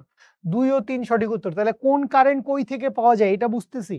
এটা এই এমসিকিউ গুলো সলভ করলে আমি বুঝতেছি যে আমার কোন ধরনের কারেন্ট, ডিসি প্রবাহ কই থেকে পাওয়া যায় আর এসি প্রবাহ কই থেকে পাওয়া যায়, বা ডিসি প্রবাহ কি কাজে লাগে, এসি প্রবাহ কি কাজে লাগে, এবং এই ডিসি প্রবাহ এসি প্রবাহগুলো কিরকম আমি তোকে জাস্ট একটু বলি। তারা বলি যেগুলো কি দেখাচ্ছেন, কোত্থেকে দেখাচ্ছেন, এগুলো আছে উপরের ক্লাসে, একটু বড় হলেই পড়বেন। ধরেন এটা হচ্ছে আই বনাম টি এর গ্রাফ বা ই বনাম টি এর গ্রাফও হইতে পারে। তো এইটা মনে করি হচ্ছে ডিসি প্রবাহের জন্য। তো এই ডিসি প্রবাহের গ্রাফটা কিরকম জানিস? ডিসি প্রবাহের গ্রাফটা হচ্ছে এই রকম, যে একটা নির্দিষ্ট কারেন্ট ও প্রবাহ দিয়ে যাচ্ছে, নির্দিষ্ট একমুখী, কোনো ডিরেকশনের চেঞ্জ হচ্ছে না, নির্দিষ্ট প্রবাহ দিয়ে যাচ্ছে। কিন্তু এসি প্রবাহটা কিরকম? এসি প্রবাহটা কিরকম? এসি শুনলেই ভাল লাগে মনে হয় না? এসি না, এখন তো আবার শীতকাল চলে আসছে, এখন এসি শুনলে ভাল লাগবে না, এখন ভাল লাগবে হচ্ছে হিটার। তো এইটা কি? এটা আমি আঁকবো হচ্ছে এসি। তো এসি প্রবাহটা কিরকম? এসি প্রবাহটা হচ্ছে এই অল্টারনেট কারেন্ট, ও এরকম চেঞ্জ করে, ফেজ চেঞ্জ করে, উপরে উঠে নিচে নামে, ঢেউ খেলে খেলে, ঢেউ খেলিয়া রং, এই মানে এই আর কি, বুঝতে ব্যাপারটা? বুঝতে পারছি? আচ্ছা, সামনে চলে যাই। বিভব পার্থক্যের একক কোনটি? Voltage, volt. বিভব পার্থক্যের একক হচ্ছে ভোল্ট। বুঝতে পারছি? আচ্ছা, এরপরে কি বলছে? ওহমের ক্ষেত্রে কোনটি সঠিক? ওহমের ক্ষেত্রে কোনটি সঠিক? এটা মানে কি? ও বুঝতে পারছি, আধ্যাত্মিক কথা বলছে। তাইলে আমরা কি জানি? আমরা জানি V সমান IR, বা R ইকুয়ালস টু কি? R equals to V/I। তো রোধের একক কি? রোধের একক হচ্ছে ওহম। ওহম সমান কি? ওহম সমান হচ্ছে ভোল্ট পার অ্যাম্পিয়ার। ভোল্ট পার অ্যাম্পিয়ার, ভোল্ট পার অ্যাম্পিয়ার পেয়ে গেছি। ভোল্ট পার অ্যাম্পিয়ার, বুঝতে পারছেন? মানে ওহম সমান কি? ওহমকে আমরা কি দিয়ে প্রকাশ করি? এই যে এটা, ঠিক আছে, সিগমা, ঠিক আছে, এটা কি? এটা হচ্ছে ওহম। আচ্ছা, একটি তারের রোধ 20 ওহম, এর দুই প্রান্তের বিভব পার্থক্য 120 ভোল্ট হলে প্রবাহ মাত্রা কত? 6 অ্যাম্পিয়ার। প্রবাহ মাত্রা কত? 6 অ্যাম্পিয়ার। কোত্থেকে আসছে ভাইয়া? V সমান IR। অদ্ভুত, তুমি চালাচ্ছ না কেন V সমান IR? তাহলে V সমান IR চালাও, তোমাকে I বাইর করতে বলছে, I সমান হবে V/R। তাইলে V এর মান কত? 120 ভোল্ট। আর এর মান কত? আর এর মান হচ্ছে 20 ওহম। 6 দুগুণে 12, সোনার বাংলাদেশ, বুঝে ফেলেছি। ওকে, কোন বাল্বের ফিলামেন্টের রোধ, তার মানে এটা বেসিক্যালি ওর রোধ দেওয়া আছে 50 বলা আছে। সো আমি লিখবো আর এর ভ্যালু কত? আর এর ভ্যালু হচ্ছে 50 ওহম। খালি 50 দিলে তো বুঝবো না। মধ্য দিয়ে 4.2 অ্যাম্পিয়ার, এটা কারেন্ট দিয়ে দেওয়া আছে 4.2 অ্যাম্পিয়ার। উভয় প্রান্তের বিভব পার্থক্য কত? ও মাই গড, কি ভয়ঙ্কর কোশ্চেন! পারি না। 5 দুগুণে 10, 4 5 20, 210, 210 ভোল্ট। অ্যান্সার কত? Answer 210 volt. কেমনে ভাই করতে আসলো, কি আন্দাজে? আরে সহজ, V সমান IR। V সমান IR চালাই আমরা, ব্যাস, দুই প্রান্তের বিভব পার্থক্য বের হয়ে গেছে। I এর ভ্যালু কত? I এর ভ্যালু 4.2, রোধের মান হচ্ছে 50, করলে অ্যান্সার চলে আসবে 210 ভোল্ট। বুঝে ফেলছি, সুন্দর। 100 ভোল্টের একটি বাল্ব, 100 ভোল্টের বলে একটি বাল্ব, 100 ভোল্টের বাল্ব। আচ্ছা, 5 অ্যাম্পিয়ার তড়িৎ প্রবাহের, 5 অ্যাম্পিয়ার তড়িৎ প্রবাহের সাথে যুক্ত করা হলো। বর্তনীর রোধ কত? ভাই 20, 20। ভাই এগুলো কি অঙ্ক দিচ্ছে আমাকে, আমি বুঝলাম না।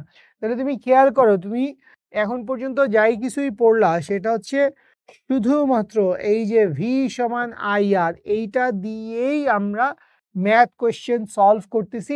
ম্যাথমেটিক্যাল কোয়েশ্চেন যা আছে, এর বাইরে তো অনেক ইনফরমেটিভ কোয়েশ্চেন থাকবে। রোধের অনেক বৈশিষ্ট্যের কথা বলা থাকবে, বা বিভব পার্থক্যের কথা আছে, কারেন্ট কোন দিক থেকে কোন দিকে যায়, বা চার্জ কোন দিক থেকে কোন দিকে যায়, এই সমস্ত ইনফরমেশনের কথা জিজ্ঞেস করবে।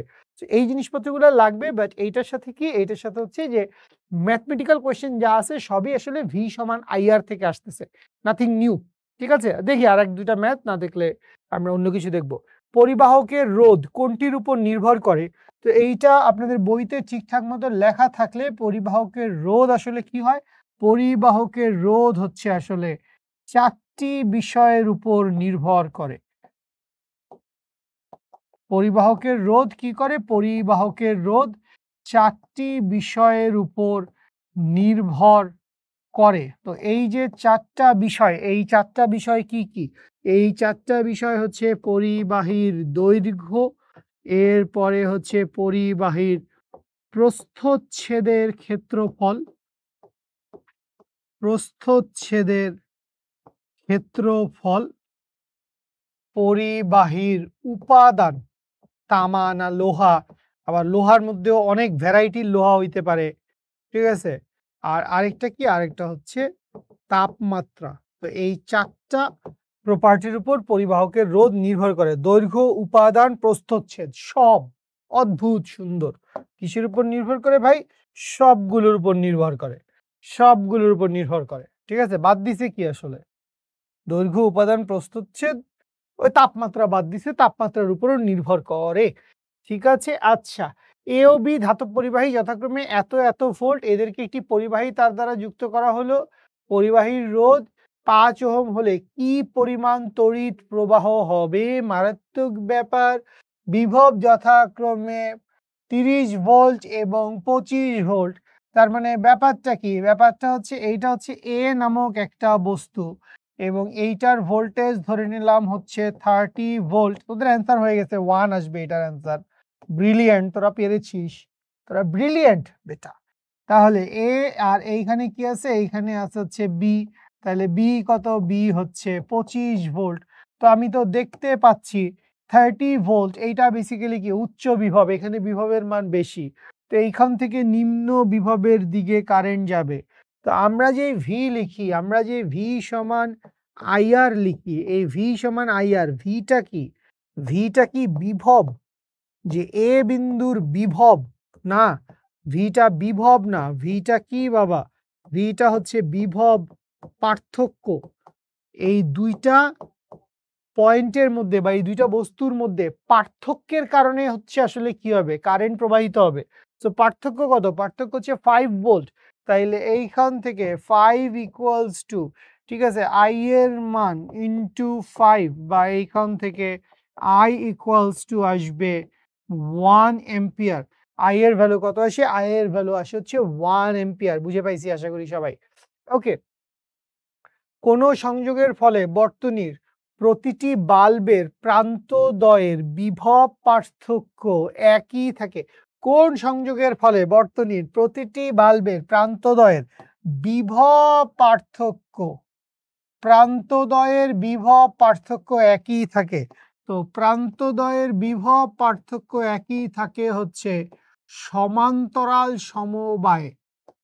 সমান্তরাল সমবায়ে কি হয়? সমান্তরাল সমবায়ে প্রান্তদ্বয়ের বিভব পার্থক্য একই থাকে, সমান্তরাল সমবায়ে। আর শ্রেণী সমবায়ে কি হয়? শ্রেণী সমবায়ে সবার মধ্য দিয়ে তড়িৎ প্রবাহ একই থাকে।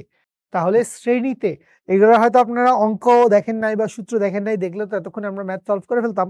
তো কথা হচ্ছে শ্রেণী সমবায়ে সবগুলা রোধের ভিতর দিয়ে একই কারেন্ট যাবে, কিন্তু এদের বিভব পার্থক্য আলাদা।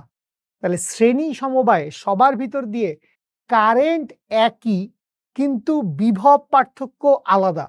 আর সমান্তরাল সমবায়ে বিভব পার্থক্য একই, আবার কারেন্ট আলাদা। অদ্ভুত। ঠিক আছে? আচ্ছা, ওকে, লাস্ট দেখবো, তারপরে যদি আর কোনো ভালো এমসিকিউ না থাকে আমরা নেক্সট চ্যাপ্টারে ক্যারি অন করবো। কোন বর্তনীর উপকরণের সাথে শ্রেণীতে যুক্ত করা হয়? কোনটি বর্তনীর উপকরণের সাথে শ্রেণীতে যুক্ত করা হয়? অ্যামিটার, যেটা দিয়ে হচ্ছে আমরা কারেন্ট মাপি। অ্যামিটারকে আমরা কি করি? অ্যামিটারকে হচ্ছে আমরা বর্তনীর সাথে শ্রেণীতে যুক্ত করি। ঠিক আছে? বাল্বের সাথে বা আরো যা যা থাকে এগুলোকে আমরা হচ্ছে শ্রেণীতে যুক্ত করি। আচ্ছা, ফিউজ রিলেটেড কিছু কথাবার্তা আছে, এগুলো আমরা একটু দেখে আসি। ফিউজটা লাগে আমাদের, ফিউজ তার নিয়ে কথাবার্তা বলা আছে। ফিউজের ব্যাপারটা হচ্ছে যে একটা এটা মাল্টিপল ম্যাটেরিয়াল, সংকর ধাতু দিয়ে বানায়। ফিউজ নিয়ে আমাদের বইতে মাল্টিপল কনসেপশন দিয়ে দেওয়া আছে, মানে ফিউজের টপিকের উপর থেকে বেশ কিছু কথাবার্তা বলা আছে। ফিউজের ব্যবহার, কেন এটা জরুরি, কিভাবে এটা দিয়ে আমরা আসলে আমাদের বাসাবাড়ির অন্যান্য দামি জিনিসপত্রগুলোকে হচ্ছে রক্ষা করতে পারি, বা হচ্ছে কি কারণে ফিউজ তার আসলে গলে যায়, এইরকম অনেক কথাবার্তা আছে। ফিউজ তারের ম্যাটেরিয়াল আসলে কি, সংকর ধাতু দিয়ে ফিউজ তার বানায়, এই সমস্ত জিনিসপত্র নিয়েও অনেক কথাবার্তা আছে। তো কি বলছে একটু দেখি। বৈদ্যুতিক দুর্ঘটনা এড়ানোর জন্য বর্তনীতে কি ব্যবহার করা হয়? বৈদ্যুতিক দুর্ঘটনা এড়ানোর জন্য বর্তনীতে ফিউজ ব্যবহার করা হয়। আচ্ছা, এরপরে কি বলছে? নিচের কোনটি ফিউজের বৈশিষ্ট্য? সংকর ধাতুর তৈরি, তারটি মোটা হয় না, তারটা মোটা হয় না, তারটা খুব চিকন হয়, উচ্চ গলনাঙ্ক, তারটা খুব নিম্ন গলনাঙ্ক বিশিষ্ট হয়, তারটি কুপরিবাহী, তারটা সুপরিবাহী হয়। তাহলে আসলে প্রথমটাই আমরা জানি, তারপরে দেখতেছিলাম আর কোনো কারেক্ট অ্যান্সার হইতে পারে কি না। আচ্ছা, কোন মৌল দুটির সাহায্যে ফিউজ প্রস্তুত করা হয়? তো এইটা মূলত হচ্ছে সীসা এবং টিনের সাহায্যে হচ্ছে ফিউজ প্রস্তুত করা হয়। আচ্ছা, প্রেসার কুকারে রান্না করলে শতকরা কত ভাগ বিদ্যুৎ সাশ্রয় হয়? নো আইডিয়া, প্রেসার কুকারে আমি রান্না করি না। 25 ভাগ নাকি বিদ্যুৎ সাশ্রয় হয়। অদ্ভুত একটা ব্যাপার। আচ্ছা, চলেন এবার হচ্ছে আমরা একটু লাইট নিয়ে কথা বলবো। লাইট, আলো, আমরা জগতের সবকিছু দেখতে পাই হচ্ছে আলোর কারণে। আলো এসে আমাদের চোখে পড়লে কোনো বস্তু থেকে, ধরো এইখানে এই ক্যালকুলেটরটা আছে, আমি এই ক্যালকুলেটরটাকে কিভাবে দেখব? যে উপরে লাইট জ্বলতেছে, লাইট এসে উপরের লাইট সোর্স থেকে, টিউব লাইট থেকে লাইট এসে এইটার উপরে ধাক্কা খাইলো, প্রতিফলিত হইলো এবং ওই প্রতিফলিত আলো আবার আমার চোখে গিয়ে পড়লো। চোখের কর্নিয়া, রেটিনা সবকিছু আমার ব্রেইনকে জানান দিল যে হ্যাঁ, এইখানে একটা দামি সুন্দর সায়েন্টিফিক ক্যালকুলেটর আছে। তো এই দিস ইজ দ্য প্রসেস।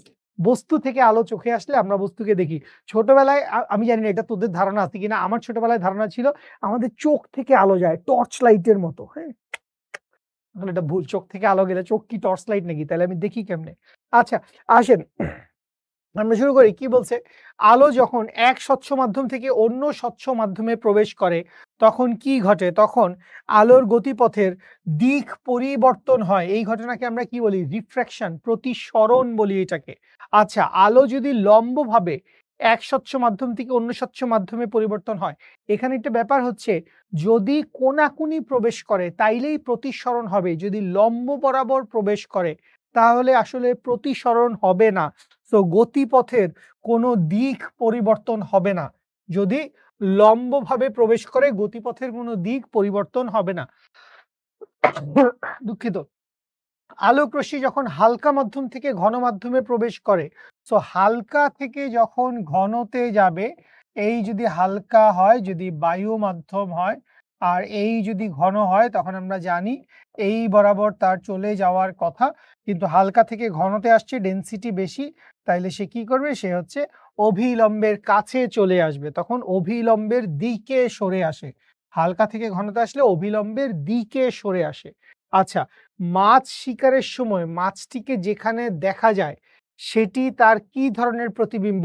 অবাস্তব প্রতিবিম্ব। কারণ মাছটা ওখানে থাকে না, মাছটা থাকে আসলে আরেকটু নিচে, কিন্তু আমরা ওই প্রতিসরণের কারসাজির কারণে মাছটাকে আরেকটু উপরে দেখি। ঠিক আছে? আচ্ছা, পূর্ণ অভ্যন্তরীণ প্রতিফলন হওয়ার জন্য কোনটি সঠিক শর্ত? শর্ত হচ্ছে আপতন কোণের মান সংকট কোণের চাইতে বা ক্রান্তি কোণের চাইতে, ক্রিটিক্যাল অ্যাঙ্গেলের চাইতে বড় হইতে হবে। আলোক রশ্মি হালকা মাধ্যম, এইটা ইম্পর্টেন্ট কথা। এবং আলোক রশ্মি এইটা আসলে সবসময়কার জন্য না, অন্য কিছু হইতে পারে, বাট এটা আমরা মনে রাখি, আমরা ছোট মানুষ, তো আমরা মনে রাখবো আলোক রশ্মি কি হবে? আলোক রশ্মি হচ্ছে ঘন থেকে ঘন থেকে হালকার দিকে যাবে। আলোক রশ্মি হালকা থেকে ঘন মাধ্যমে যাবে না। আপতন কোণ সংকট কোণের চেয়ে ছোট হবে না।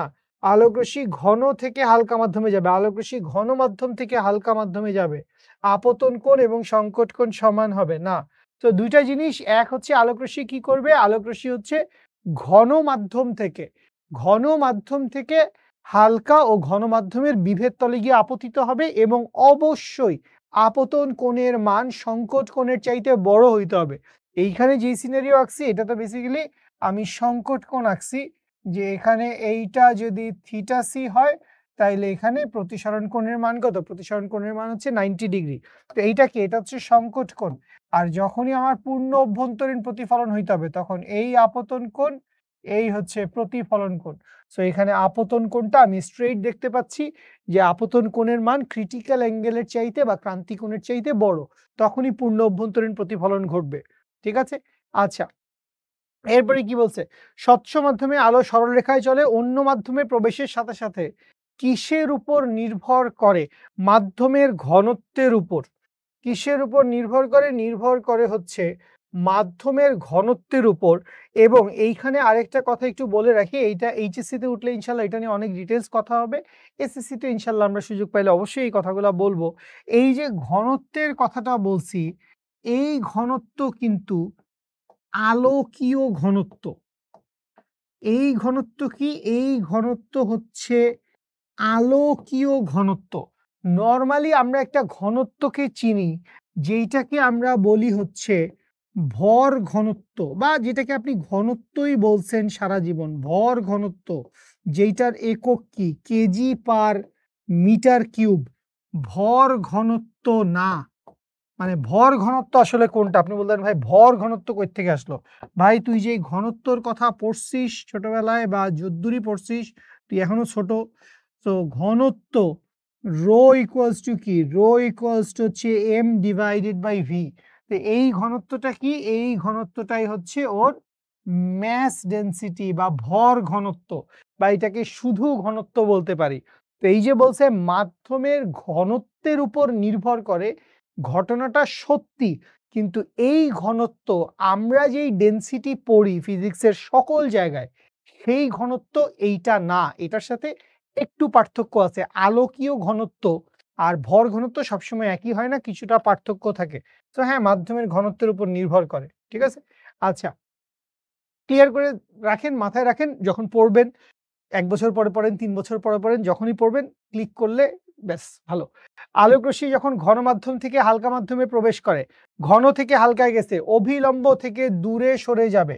কারণ হালকা মাধ্যমে চলে গেছে, বেগ অনেক বেশি। আচ্ছা, কোন মাধ্যমে আপতন কোণ সংকট কোণের চেয়ে বড় ঘটলে, কোন মাধ্যমে আপতন কোণ? ঘন মাধ্যমে। ঘন মাধ্যমে আপতন কোণ সংকট কোণের চেয়ে বড় হইলে পূর্ণ অভ্যন্তরীণ প্রতিফলন ঘটে। হ্যাঁ, তাই তো, পূর্ণ অভ্যন্তরীণ প্রতিফলন ঘটবে। আলোক রশ্মি প্রতিসরিত না হয়ে বিভেদ তল থেকে একই মাধ্যমে প্রতিফলিত হয়ে আসে কখন? ওই তো যখন আপতন কোণ সংকট কোণের চেয়ে বেশি হয়, যখন পূর্ণ অভ্যন্তরীণ প্রতিফলন হয়। বারবারই ঘুরে ফিরে একই কথা। তার মানে এইটাও বুঝলাম যে পূর্ণ অভ্যন্তরীণ প্রতিফলন নিয়ে বেশ কথাবার্তা আছে, এবং আমাদের বইতে মরীচিকা নিয়ে যদি কথাবার্তা থাকে, মরীচিকা দেখা কিন্তু হচ্ছে আসলে এই উম পূর্ণ অভ্যন্তরীণ প্রতিফলনের একটা ভালো আ কেস আমি বলতে পারি, যেটা আমি আমাদের রিয়েল কেসে দেখি। ঠিক আছে? বা মরুদ্যানে আমরা অনেক সময় হচ্ছে একটা মায়াবী একটা পুকুর দেখা যায়, একটা জলধারা দেখা যায়। আমরা দেখি না, কারণ আমরা মরুভূমিতে থাকি না, বাট মরুভূমির মানুষজন এটা খুব ভালো ভিজুয়ালাইজ করে। ঠিক আছে? আচ্ছা, পূর্ণ অভ্যন্তরীণ প্রতিফলনের সময় বিভেদ তল কি হিসেবে কাজ করে? প্রতিফলক। কি হিসেবে কাজ করে? প্রতিফলক হিসেবে কাজ করে। ঠিক আছে? আচ্ছা, অপটিক্যাল ফাইবার কি? চিকন ও নমনীয় কাঁচ তন্তু। সো এর পরের কোয়েশ্চেনটা দেখি কি বলছে আমাদেরকে। অপটিক্যাল ফাইবার যেটা হচ্ছে ওই যে সূক্ষ্ম নমনীয় কাঁচ তন্তু, এটা কি কাজে ব্যবহৃত হয়? সো নামের ভিতরে আছে অপটিক্যাল ফাইবার, সো এটা আসলে আলোক রশ্মি পরিবহনের কাজে ব্যবহৃত হয়। সো আলোক রশ্মি বহনের কাজে অপটিক্যাল ফাইবার হচ্ছে ব্যবহৃত হচ্ছে।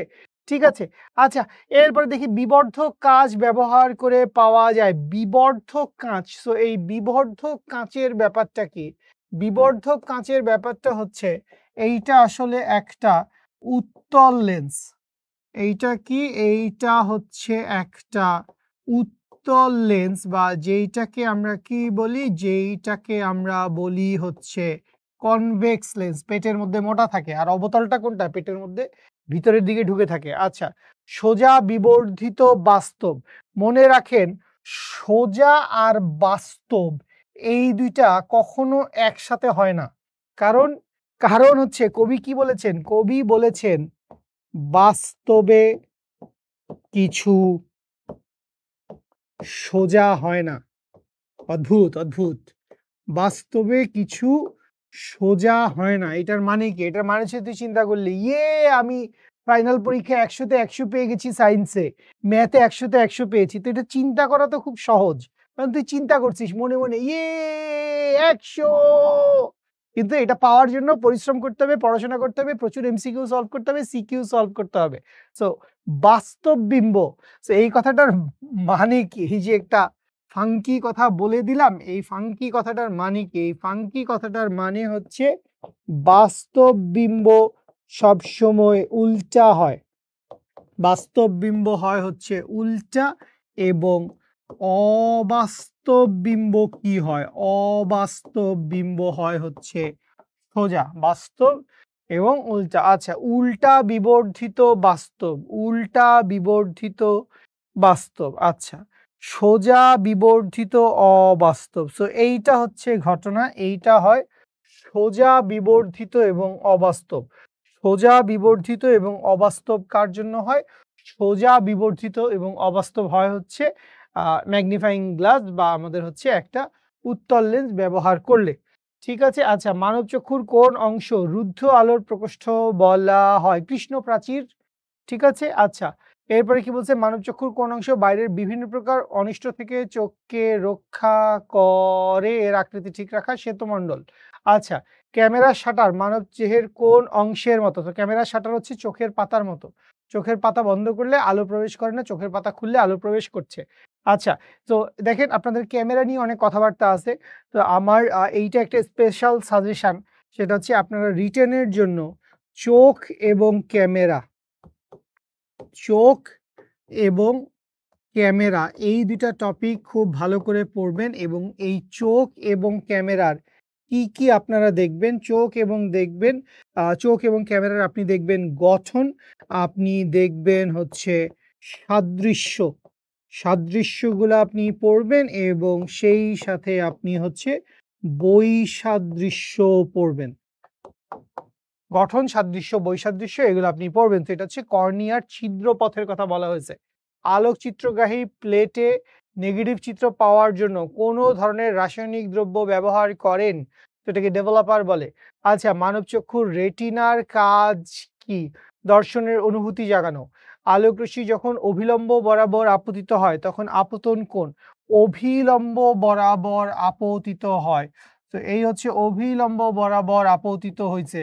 তো আপতন কোণের মান 0, প্রতিসরণ কোণের মানও 0, নির্গত কোণের মানও 0। সবগুলা কোণের মান কি হবে? সবগুলা কোণের মান হবে 0 ডিগ্রি। আচ্ছা, একটি ক্যামেরায় ব্যবহৃত ডায়াফ্রামের কাজ কি? ক্যামেরায় ব্যবহৃত ডায়াফ্রামের কাজ হচ্ছে প্রতিবিম্ব গঠনের উপযোগী আলো প্রবেশ করানো। একটি ম্যাগনিফাইং গ্লাস ব্যবহার করে কোনো বস্তুকে বড় আকারে দেখতে হলে বস্তুটি কোথায় স্থাপন করতে হয়? বস্তুটি স্থাপন করতে হয় এই ম্যাগনিফাইং গ্লাসের ফোকাস দূরত্বের ভিতরে অবস্থান করতে হয়। কোথায়? ফোকাস দূরত্বের ভিতরে। সো লেন্সের ফোকাস দূরত্বের ভিতরে অবস্থান করতে হয়, তাইলেই হচ্ছে বিবর্ধিত বিম্ব আমরা পাই। ওকে, সো এই হচ্ছে লাস্ট চ্যাপ্টার, যেটা হচ্ছে মহাকর্ষ ও উপগ্রহ। তো এই মহাকাশ ও উপগ্রহ চ্যাপ্টারটা, এইটা আমি বলবো এইটা কাইন্ড অফ আপনারা সবাই সায়েন্স পড়বেন না। আপনারা এখন ক্লাস 8 এ পড়ছেন, সো ক্লাস 8 এ আপনারা অনেকেই হয়তো সায়েন্সে পড়াশোনা করবেন, অনেকে আর্টসেও পড়বেন, কমার্সেও পড়বেন, and this is absolutely fine. এরকম কোনো ব্যাপার নাই যে এই সাবজেক্টটি সেরা, এই সাবজেক্টে পড়লে আমি ক্যারিয়ারে শাইন করব, এই সাবজেক্টে পড়লে আমি ক্যারিয়ারে কিছু করতে পারবো না। That's entirely not like that. এবং আজকের তারিখে তুমি বুঝোই যে আমরা যেহেতু এত বেশি মাত্রায় একটা আর্টিফিশিয়াল ইন্টেলিজেন্সের দুনিয়ায় প্রবেশ করছি, এবং যেটা প্রায় সময় আমরা আমাদের কথাবার্তায় বলি যে আপনারা আমাদের এই যে আমাদের এআই টুলগুলো আছে, আমাদের এআই টুল না, এই পৃথিবীর যে এআই টুলগুলো আছে, বিভিন্ন কোম্পানিগুলো বানাতেছে, এআই চ্যাটবটগুলো বানাচ্ছে। সো এইগুলোর সাথে আপনি ইউজ টু হন, এগুলাকে আপনি ব্যবহার করেন। এগুলা অ্যাজ মাচ অ্যাজ পসিবল বেশি বেশি ব্যবহার করলে আপনি অনেক জিনিসপত্র সম্পর্কে জানতে পারবেন। তো যেটা বলছিলাম, যারা সায়েন্সে পড়বেন তাদের যেটা হয় যে বাংলাদেশের একাডেমিক সিস্টেমটা এরকম যে তুমি যদি এসএসসিতে সায়েন্স পড়ো এবং ফ্র্যাঙ্কলি এসএসসির সায়েন্স সহজ, কেউ যদি তোমাকে এই রিলেটেড কি বলে থাকছে আমি জানি না, বা তোমার কোনো আইডিয়া আছে কিনা, বাট আমি তোমাকে সত্যি বলছি ভাই, এসএসসির সায়েন্স খুব সহজ। এইচএসসির সায়েন্স, কলেজের সায়েন্স অনেক কঠিন। তো এখন তুমি চাইলে এসএসসির সায়েন্সটা পড়ে রাখতে পারো, এতে তোমার নিজের কষ্ট কম হবে, পড়তে আরাম হবে, এবং তুমি কিছু বেসিক ম্যাথ করলে তোমার ব্রেইনের ঠিকঠাক মতো মাল মশলা ইউজ হবে আর কি। ঠিক আছে? জ্যাম ধরে যাবে না। তো আপনি এসএসসিতে সায়েন্সটা পড়তে পারেন। তো এসএসসিতে যারা সায়েন্স পড়বেন তাদের এই মহাকাশ উপগ্রহ নিয়ে, স্যাটেলাইট নিয়ে বেশ কিছু কথাবার্তা আছে। মহাকর্ষ আলাদা একটা চ্যাপ্টারই আছে। ওখানেও আমরা মহাকাশের অনেক কিছু পড়ি। আর কেউ না কেউ হয়তো ভূগোল আপনারা পড়তে পারেন। তো ভূগোল পড়লে ওখানে বেসিক্যালি পৃথিবীর বিভিন্ন বিষয়-আশয় নিয়ে কথাবার্তা হবে। মহাকাশ নিয়ে খুব বেশি কথা হবে কিনা জানি না। বাট এই চ্যাপ্টারে ধরো শুরুর দিকে আমাদের অনেকগুলা ধরো মহাকাশের অনেকগুলা লেভেলের কথা বলা আছে। ঠিক আছে? স্ট্র্যাটোস্ফিয়ার, ট্রপোস্ফিয়ার, সো কোন লেভেলে আসলে প্লেন চলে, কোন লেভেলে আসলে হচ্ছে বৃষ্টি পড়তেছে, এরকম একেকটা লেভেল। সো এই লেভেলগুলা আমাদের ভালোভাবে জানা থাকবে। আরো অনেকগুলা ব্যাপার-স্যাপার আছে যে কোথায় আসলে ওজোন লেয়ার কোন লেয়ারে থাকতেছে। তো এই অনেক ব্যাপার-স্যাপার। তো এই ব্যাপার-স্যাপারগুলা আপনারা একটু, আমি বলব এই চ্যাপ্টারটা আপনার কি করতে হবে বাবু? এই চ্যাপ্টারটা আপনি অবশ্যই ভালোভাবে, ভালোভাবে আপনি যেটা করবেন, ভালোভাবে আপনি হচ্ছে টেক্সট বুক রিডিং পড়বেন। ভালোভাবে আপনি কি করবেন? ভালোভাবে আপনি হচ্ছে টেক্সট বুক রিডিং পড়বেন। এবং এই রিডিং কেউ যদি এই ক্লাস 8 এর শুরুতে দেখে থাকো, তাহলে আমি বলব ভাই তুমি বই দাগানো শুরু করো। এবং এটা যেকোনো ক্লাসের যেকোনো স্টুডেন্টের জন্য আমার কথা এইটা যে তুমি যদি আসলে বইয়ের ইম্পর্টেন্ট লাইনগুলা, নতুন কথাগুলা বা বিভিন্ন ডিপেন্ডেন্সি যে পরিবাহীর রোধের মান পরিবাহীর দৈর্ঘ্যের উপর নির্ভর করে, প্রস্থচ্ছেদের ক্ষেত্রফলের উপর নির্ভর করে। তো এই লাইনগুলো যখন আমার বইতে দাগানো আছে লাল কালিতে, সবুজ কালিতে বা হোয়াটএভার ইট ইজ, নীল কালিতে মার্কার দিয়ে যেভাবে আমি দাগায় রাখি না কেন, সো জিনিসগুলো তো হাইলাইটেড আছে। আমি যখন বইটা খুলতেছি, এই পৃষ্ঠাটা উল্টাচ্ছি, চ্যাপ্টারটা একবার গো থ্রু করতেছি, তখন একটা পৃষ্ঠার দিকে তাকাইলে আমি হয়তো আমার 10টা দাগানো লাইন দেখে ফেলতেছি। তো এই 10টা দাগানো লাইন কোনটা? যে লাইনগুলো আমি পড়ার জন্য স্পেশালি মার্ক করছিলাম, যে লাইনগুলো আমার কাছে ইম্পর্টেন্ট মনে হয়েছে, যে লাইনগুলো নতুন আমার কাছে। তো এইভাবে পড়লে ভালো হয় আরকি। সো এইটা অনেক বেশি টেক্সট বুক রিডিং পড়তে হবে, প্রচুর ইনফরমেশন। এই চ্যাপ্টারটা সম্পূর্ণ আমি বলবো ইনফরমেশনের উপর বেস করা। আচ্ছা, উপগ্রহ নিয়ে কিছু কথাবার্তা আছে। উপগ্রহ আমাদের ন্যাচারাল উপগ্রহ বা প্রাকৃতিক উপগ্রহ কি? আমাদের প্রাকৃতিক উপগ্রহ হচ্ছে চাঁদ, আমরা জানি। আর এর বাইরে আমাদের পৃথিবীর চারপাশে অসংখ্য স্যাটেলাইট এখন ঘুরতেছে, বিভিন্ন দেশের বিভিন্ন স্যাটেলাইট। ইনফ্যাক্ট আপনারা জানেন বাংলাদেশেও একটা স্যাটেলাইট উড়াইছিল বেশ কয়েক বছর আগে। তো এই স্যাটেলাইটগুলো আছে, এই স্যাটেলাইটগুলো আমাদেরকে বিভিন্ন ইনফরমেশন আমাদের আ আনা নেওয়া করার কাজে, এক জায়গায় লাইভ খেলা হচ্ছে সেটা দেখানোর কাজে, বিভিন্ন যোগাযোগ স্থাপনের কাজে এই স্যাটেলাইটগুলো আমাদেরকে হেল্প করতেছে। সো এইটা মোস্ট লাইকলি যারা হচ্ছে একটু অ্যাস্ট্রোফিজিক্স নিয়ে পড়বে বা একটু মহাকাশ গবেষণা করবে তাদের জন্য কিছুটা ইম্পর্টেন্ট, কিছুটা ভূগোল রিলেটেড ব্যাপার-স্যাপারও আছে। ঠিক আছে? তো চলেন এই চ্যাপ্টার থেকে আমরা কয়েকটা এমসিকিউ সলভ করব। খুব বেশি আসলে করব না, কারণ এই চ্যাপ্টারে যেহেতু ইনফরমেশন, প্রচুর ইনফরমেশন, সো আপনাকে আসলে বই রিডিংই পড়তে হবে এবং এখানে এমন কোনো কার্যকরণ আসলে খুব বেশি আমি এস্টাবলিশ করে দিতে পারব না যে এটা হইলে এটা হইছে, এটা হইলে এটা হইছে। ঠিক আছে? আপনার প্র্যাকটিসের উপর অনেক বেশি ডিপেন্ড করবে। আচ্ছা, নভোমণ্ডলীয় বস্তু সেলেস্টিয়াল বডিজ বলতে কি বুঝায়? পৃথিবীর বায়ুমণ্ডলের বস্তু, মহাকাশ ছাড়া অন্য গ্রহের বস্তু, মহাবিশ্বের সকল বস্তু। আমার ধারণা মহাবিশ্বের সকল বস্তুকে সেলেস্টিয়াল বডিজ বলা হয়। তোমাদের কাছে কি মনে হয়? মহাবিশ্বের সকল বস্তু হওয়া উচিত না মহাবিশ্বের সকল বস্তু? আচ্ছা, মহাকাশ বা মহাশূন্যের সঠিক সংজ্ঞা কোনটি? উম মহাকাশ বা মহাশূন্যের, তো খ নাম্বারটা হতে পারে। ক নাম্বারটা দেখে আবার কেমন দুর্গন্ধ দুর্গন্ধ লাগছে। পৃথিবীর বায়ুমণ্ডল হওয়ার কোনো কারণ নেই, খ নাম্বারটা হতে পারে বলেছি। আচ্ছা, বিজ্ঞানীদের মতে পৃথিবী থেকে কত কিলোমিটার উচ্চতায় বায়ুমণ্ডলের শেষ এবং মহাকাশের শুরু? 160 নাকি 160 এর মতো। আচ্ছা, মহাকাশের বিস্তৃতি সম্পর্কে প্রচলিত ধারণা? মহাকাশের কোনো নির্দিষ্ট সীমা নাই, বক্রাকৃতির, এটির কোনো সীমা নাই। মহাকাশের কোনো সীমা নেই, এটা অসীম কন্টিনিউয়াস প্রসারিত হচ্ছে। আমাদের এই ইউনিভার্স, আমাদের এই মহাবিশ্ব কন্টিনিউয়াসলি প্রসারিত হচ্ছে। আমরা এখন একটা প্রসারণশীল ফেইজে আছি এবং আল্লাহ চাইলে কোনো একদিন আমরা সংকোচনশীল ফেইজেও ঢুকে যেতে পারি। তখন কি হবে বলা মুশকিল। সূর্য এই তার আশেপাশে ঘুরে বেড়ানো সমস্ত গ্রহকে স্যাপ করে টেনে ধরে ফেলতে পারে। আমরা সবগুলা গ্রহ সূর্যের মধ্যে গিয়ে পর্যবসিত হইতে পারি। ভাই তখন গরম লাগবে না? সেটা বোঝার টাইমে তুই আর থাকবি না। তখন গরম লাগবে না, ঠান্ডা লাগবে। গ্যালাক্সি বা নক্ষত্র জগৎ কাকে বলে? নক্ষত্র জগৎ হচ্ছে আ যেখানে পদার্থ বা বেশি জড় বা ঘনীভূত হয়েছে কেবল একটি নক্ষত্রের সমষ্টি, না বায়ুমণ্ডলের বাইরের স্তর, একটি গ্রহের দল।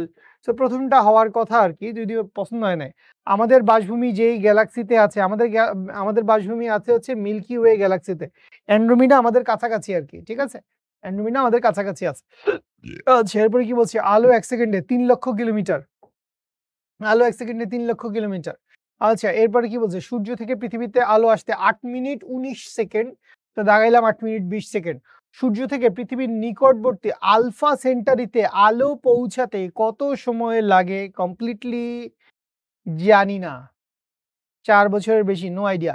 নক্ষত্রগুলোকে তাদের আলোর তীব্রতা অনুসারে কয়টি বর্ণে ভাগ করা হয়? ৩ টা বর্ণে বোধহয়। ঠিক আছে? লাল, নীল, হলুদ। লালটা হচ্ছে সবচাইতে বেশি। অতি বৃহৎ নক্ষত্রের রং কি হয়ে থাকে? লাল। আচ্ছা, মহাবিশ্বের উৎপত্তি এবং বিকাশ সংক্রান্ত বহুল প্রচলিত তত্ত্বের নাম কি? Big bang theory. Big bang theory বলে এটাকে। আচ্ছা, জ্যোতির্বিদদের মতে বিগ ব্যাং বা মহাবিশ্বের বিস্ফোরণ কত বছর আগে ঘটছিল? আ 14 বিলিয়ন বেসিক্যালি। ঠিক আছে? এইটা কত? এইটা বেসিক্যালি 14 বিলিয়ন। ঠিক আছে? 14 বিলিয়ন। সো 14 বিলিয়ন মানে কি? 14 বিলিয়ন মানে 13.75 বিলিয়ন। আচ্ছা, সৌরজগতে সূর্যকে ঘিরে গ্রহের সংখ্যা ৮ টি। আমরা ৮টা গ্রহ ঘুরফির খাচ্ছি। সূর্যকে ঘিরে আবর্তনশীল ৮টি গ্রহের মধ্যে কোনটি সবচাইতে নিকটবর্তী? বুধ না শুক্র কোনটা জানি? শুক্র। শুক্র হচ্ছে নিকটবর্তী। প্রাকৃতিক উপগ্রহ কাকে বলে? যেসব বস্তু গ্রহকে কেন্দ্র করে ঘুরে, যেসব বস্তুর নিজস্ব আলো যেসব বস্তু গ্রহকে কেন্দ্র করে ঘুরে এদেরকে প্রাকৃতিক উপগ্রহ আসলে বলে না। গ্রহকে কেন্দ্র করে তো আমাদের স্যাটেলাইটও ঘুরে, যে আমরা একটা স্যাটেলাইট বানাইলাম, আমরা শিখো থেকে একটা শিখো স্যাটেলাইট বানায় দিলাম, যে শিখোর সব স্টুডেন্টরা ক্লাস করবে শিখো স্যাটেলাইট দিয়ে। শাহির ভাই মারবে আমাকে, বলে এইগুলা পড়াচ্ছিস তুই ক্লাসে। যাই হোক, তো এখন তুই একটা স্যাটেলাইট বানালি, বা আমেরিকা স্যাটেলাইট বানাচ্ছে, নাসা স্যাটেলাইট বানাচ্ছে, বা রাশিয়া স্যাটেলাইট বানাচ্ছে, চায়না বা অন্যান্য অনেক দেশ স্যাটেলাইট বানাচ্ছে। তো এইগুলা তো কৃত্রিম উপগ্রহ, তো এইগুলাও তো পৃথিবীকে কেন্দ্র করে ঘুরতেছে। তো এই বস্তুগুলাও তো পৃথিবীকে কেন্দ্র করে ঘুরতেছে, এগুলো তো বস্তু। এমন তো বলে নাই যে প্রাকৃতিক বস্তু বা যেই গ্রহাণু বা যেই সেলেস্টিয়াল বডিজ গুলো পৃথিবীকে কেন্দ্র করে বা গ্রহকে কেন্দ্র করে ঘুরছে। বুঝতে পারছিস? আমাকে তো প্রাকৃতিক কথাটা এখানে বলে দিছে। তার মানে চাঁদই হইতে হবে। ওই নাসা থেকে যেই স্যাটেলাইট বানায় পাঠাইছে, বা ওই শাহরুখ খান মনে কর ওই স্বদেশ মুভিতে যেই স্যাটেলাইটটা মারছিল, বসে আসলেও স্যাটেলাইট মারছিল কিনা আমি জানি না, আমার সাথে কথা হয় নাই। বলছিলাম কথা বলতে। তো কথা হচ্ছে এই স্যাটেলাইট গুলাকে তো আমি প্রাকৃতিক উপগ্রহ বলতে পারবো না। কি দিছে অ্যান্সার? এই যে দেখো, যেসব বস্তু কেন্দ্র করে ঘোরে। তাহলে আমরা এটা বানায় দিলাম শিখো স্যাটেলাইট। তো এইটাও কি আমার অ্যাকচুয়াল স্যাটেলাইট? প্রাকৃতিক উপগ্রহ তো না। তো একটু ভাষার একটা ল্যাঙ্গুয়েজের একটা ব্যারিয়ার আছে। দ্যাটস অল বাচ্চা লোক। এই হচ্ছে আমাদের ক্লাস। তো আমি যেটা বলতেছিলাম যে আমাদের ৪ টা চ্যাপ্টার, এর মধ্যে ৩ টা চ্যাপ্টারকে আমি বলব অনেক বেশি সায়েন্সের ফিজিক্স রিলেটেড চ্যাপ্টার। ৪ নাম্বার চ্যাপ্টারটাও অবশ্যই আছে, কিন্তু এইখানে ধরো ইনফরমেশন, একটু নলেজ জানতে হবে। এখান থেকে যে তুমি অনেক বেশি প্র্যাকটিক্যাল ফিল্ডে এখন জিনিসগুলা প্রয়োগ করতে পারবা এরকম না। কিন্তু তুমি যে চলতরিৎ পড়লা, বা তুমি আলোর প্রতিফলন প্রতিসরণ নিয়ে কথাবার্তা হইলো, ওখানে আপনার সংকোচ কোণ পড়ছেন, পূর্ণ অভ্যন্তরীণ প্রতিফলন পড়ছেন, মরীচিকার কথা আমি বললাম।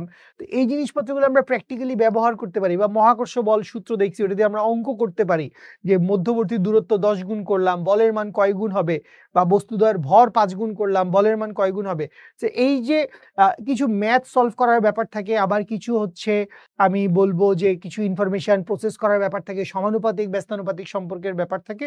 তো এই টপিকগুলোর জন্য আমাদের এই আলোর চ্যাপ্টার, আমাদের তড়িতের চ্যাপ্টার এবং মহাকর্ষ বল শুরুর যে চ্যাপ্টারটা আমরা পড়ছি, এই চ্যাপ্টারগুলো অনেক বেশি ইম্পর্টেন্ট। ৪ নাম্বার যে চ্যাপ্টারটা আছে যেখানে আমরা মহাকাশ এবং স্যাটেলাইট নিয়ে কথা বলছি, এই চ্যাপ্টার অনেক বেশি ইনফরমেটিভ, এবং ইনফরমেশনগুলো সবগুলো ইন্ডিভিজুয়াল গিজিগিজি সম্পর্ক। যেমন ধরো আমি যদি তোমাকে বলি যে আমরা শুরুতে কি পড়ছিলাম, নিউটনের মহাকর্ষ সূত্র, F ইকুয়ালস টু কি? F ইকুয়ালস টু হচ্ছে gm1 m2 divided by d square. তাহলে এই এক সূত্রের ভিতরে তুমি চিন্তা করো, এখান থেকে তুমি 4টা 6টা সমানুপাতিক ব্যস্তানুপাতিক সম্পর্ক, অঙ্ক, প্রচুর জিনিসপত্র এখান থেকে বের করতে পারো। কিন্তু ওই চ্যাপ্টারে মনে করো মেঘ কোন অঞ্চলে আছে, বৃষ্টি কত উচ্চতা থেকে পড়ে, একটাই ইনফরমেশন শেষ। আবার প্লেন কোন উচ্চতা দিয়ে উঠতেছে, আরেকটা ইনফরমেশন শেষ। তো এটা যে সময় একাডেমিকে পড়াইছিলাম আমার সেটার স্মৃতি আসলে মনে আসতেছে বারবার। সো খুব বিভিন্ন লেয়ার এঁকে এঁকে পড়াইছি, মজা হয়েছে।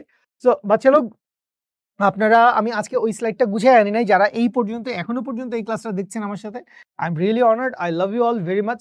যারা ফাইনাল পরীক্ষা দিচ্ছ, wish you all the very best. তোমরা ফাইনাল পরীক্ষা হচ্ছে ভালো করে দাও, এবং ফাইনাল পরীক্ষার মাঝামাঝি কোনো সময় তোমার কাছে আমি এই জিনিসটা বলে দেই, তুমি হয়তো পরীক্ষায় এখন আছো, বা পরীক্ষা হয়তো তোমার শুরু হবে। তুমি এই যে আমাদের ব্যাক টু স্কুল একটা প্রোগ্রাম আছে, এটা আমাদের Shikhor one of the most cutest একটা প্রোগ্রাম। আমরা আমাদের কিউট বাচ্চাদের জন্য, যেসব বাচ্চারা আমরা স্কুলে পড়ি, ফাইনাল পরীক্ষা দিচ্ছি এখন, ফাইনাল পরীক্ষার পরে আমরা নতুন ক্লাসে উঠবো। তো এই নতুন ক্লাসে তোমাদের সবার জন্য this is our gift, this is back to school. তো এই ব্যাক টু স্কুল কি, কেন, কিভাবে, কোত্থেকে, এই রিলেটেড অনেক কথা আমরা গ্রুপে বলে থাকি। তো যারা জানেন ভেরি গুড, যারা জানেন না তারা মিষ্টি করে যেই কাজটা করবেন সেটা হচ্ছে 16780 এই নাম্বারে একটা হ্যালো বলে ফেলবেন। এই নাম্বারে একটা হ্যালো বলে ফেলবেন 16780 তে, বা ব্যাক টু স্কুল লিখে সার্চ দিলেও আপনি চলে পাই যাবেন অনেক কিছু। তো জানেন, আপনাদের সাথে ইনশাআল্লাহ লাইভ ক্লাসে দেখা হচ্ছে আশা করছি। টিল দেন, আল্লাহ আপনাদের সবাইকে ভালো রাখুক। আসসালামু আলাইকুম।